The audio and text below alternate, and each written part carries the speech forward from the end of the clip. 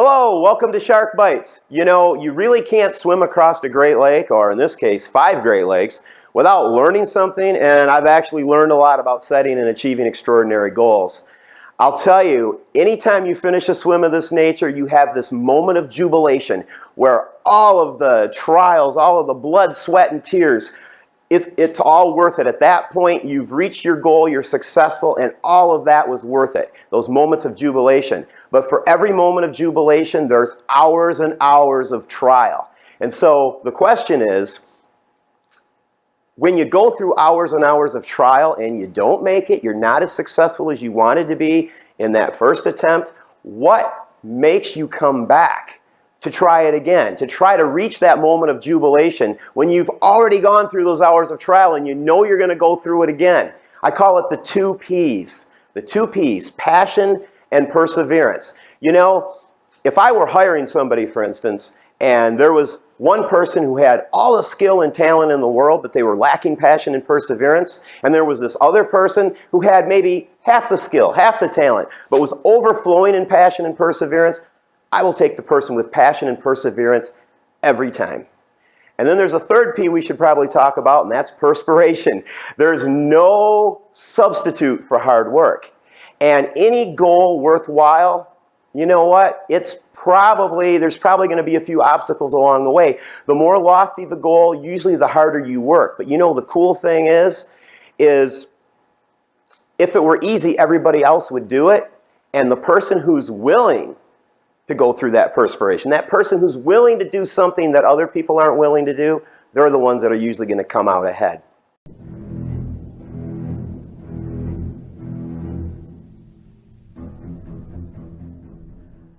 I encourage everybody to dare to dream. When you were a kid, you believed that you could grow up and become anything you wanted when you grew up.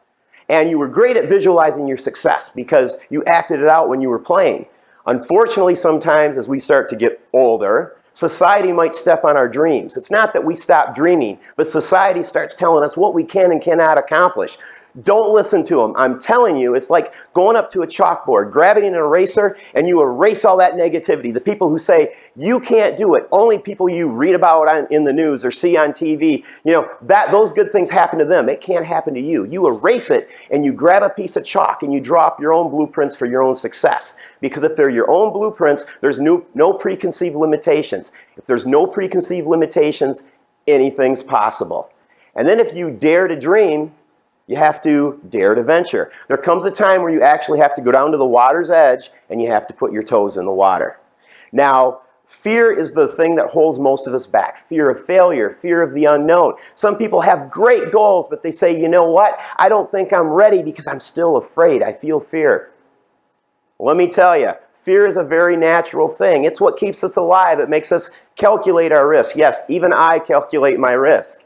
You can be ready even though you feel fear, because fear is very, very natural. True courage is not a person without fear. A person without fear is more foolish than they are courageous. A courageous person is a person who faces their fear and they go on despite their fear.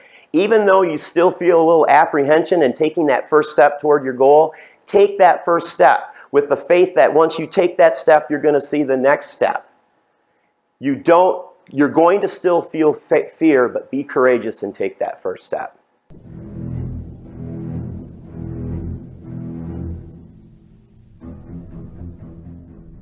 It is so important to visualize your success. I'll tell you what, there's this picture of me on the beach in Lake Michigan with the Big Sable Lighthouse over my shoulder, a huge crowd of people, and all kinds of television reporters with the cameras and their microphones in my face interviewing me. I had just finished a 65-mile swim across Lake Michigan, and I'll tell you what, when I arrived on that beach, I swore that I had been there before. Everything looked so familiar, and you know why? I had visualized that exact scene. It was almost like writing a script to a movie. The script's already written, now you just have to play it out. That visualization is so, so important. And if you do all these steps, you can create your own reality. It starts here, but you can make it real.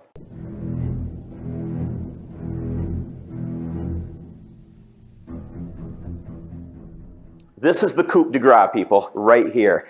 I'm asked many, many times, Jim, how do you keep going when every fiber in your body is begging you to quit. And believe me, there's plenty of those times. I always tell people, you know, you have to have the physical training. If you don't have the physical training in the bank, you're not going to make it. But there comes a point where your body has had all it can take and it wants to quit. The next thing that kicks in is your mental toughness. How you've told yourself, under no circumstances am I going to quit. But let me tell you, when you've been swimming for 2 or 3 days and your brain starts to turn to oatmeal, getting on that boat, if you're lucky enough to have a support boat, seems like it makes a lot of sense. What keeps you going when your mind and body has had all it can take? It's your emotional attachment to the goal. How emotionally attached are you to your goal? If your emotional attachment to that goal is larger than you as an individual, then there's also a good chance that it's larger than the obstacles you face. And that right there is the key.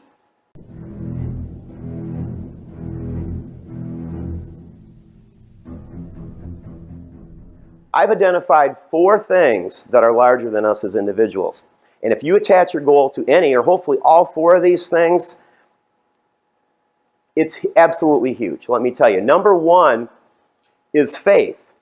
And regardless of what your beliefs may be, if you believe in a higher power and you attach your goal to that higher power, it is the most powerful thing in the world. Because if you believe in a higher power, then you would agree that we're all given gifts of talent and skill to work with. And the challenge sometimes is figuring out what to do with those skills. But if you believe that your destiny is in the hands of a higher power, then your only job is to do the best you can with the skills that you have. It takes a tremendous amount of pressure off your shoulders. The second thing is love. If you're doing something out of love, love for a charity. For me, it's been the Big Brothers Big Sisters program. It's been Habitat for Humanity. That's larger than me as an individual. Maybe it's love for your family, providing a better life for your family. When you're doing something out of love, you're not thinking about yourself, you're thinking about others. That's number 2. Number 3 is duty. I think about the soldiers who fight for our freedom in this country. That is the greatest example I can think of duty above self. Duty. And then number 4 is leaving a legacy. We all want to think when we're no longer here that we leave this place a little bit better than we found it. The world's a little bit better for us having been here. The community's a little bit better off. Hopefully our families are at least a little better off for us having been here. Leaving a legacy, that's important. Those 4 things are larger than us as an individual. If you tie those to your goal, that right there will give you the emotional attachment to your goal so that when your mind and body has had all it can take, that's what will keep you going in your darkest hours.